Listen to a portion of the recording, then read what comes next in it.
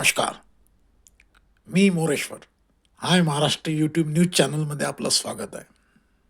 मोठी बातमी आहे. पश्चिम बंगालचे नवे मुख्यमंत्री शुवेंदू अधिकारी झाले आहेत.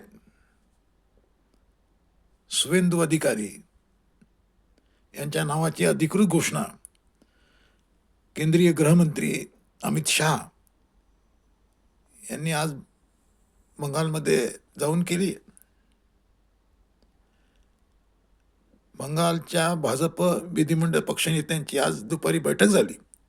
त्यामध्ये सर्वसंमतीने एकमताने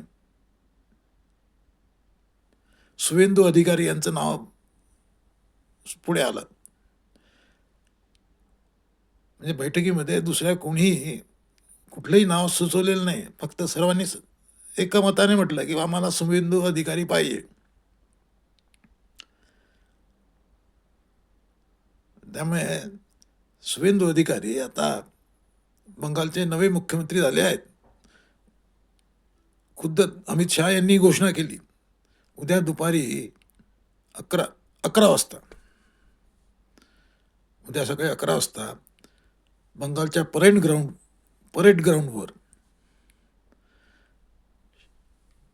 शुवेंदू अधिकारी यांचा शपथविधी समारंभ मोठ्या जोरदारपणे साजरा होत आहे. 22 राज्याचे मुख्यमंत्री या समारंभाला उपस्थित राहत आहेत. या 22 राज्यामध्ये भाजपचे मुख्यमंत्री आहेत, भाजपचे मित्र पक्षांचे मुख्यमंत्री आहेत. ते सारे या उद्याच्या समारंभाला उपस्थित राहत आहेत. बंगालमध्ये एक नवीन पर्व या निमित्ताने सुरू होत आहे. आणि ते पर्व असेल शुवेंदू अधिकारी. शुवेंदू अधिकारी यावेळेला 2 ठिकाणांवर उभे होते. गेल्या वेळी ते नंदीग्राममध्ये उभे होते. नंदीग्राममध्ये त्यांनी ममता बॅनर्जींना हरवलं होतं. आता यावेळेला ते 2 ठिकाणी उभे होते. दोन्ही ठिकाणी ते विजयी झाले आहेत. नंदीग्राममध्ये विजयी झाले आणि भवानीपूरमध्ये सुद्धा विजयी झाले. भवानीपूरमध्ये शुवेंदू अधिकारी यांनी ममता बॅनर्जींना हरवलं आहे. म्हणजे इतिहासाची पुनरावृत्ती होत आहे. म्हणजे 35 वर्ष बंगालमध्ये डाव्यांचं राज्य होतं. त्यानंतर 15 वर्ष ममता बॅनर्जींनी राज्य केलं. 15 वर्ष, 3 निवडणुका. आणि आता एक नवीन पर्व बंगालमध्ये सुरू होत आहे आणि ते आहे भाजपचं. भाजपने बंगालमध्ये पुढे येण्याचा फार आधीपासून प्रयत्न केला आहे, पण ते जमत नव्हतं त्यांचं.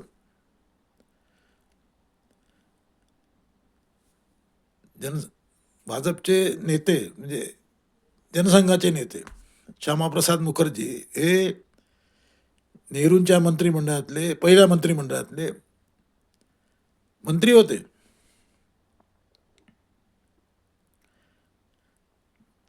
त्यानंतर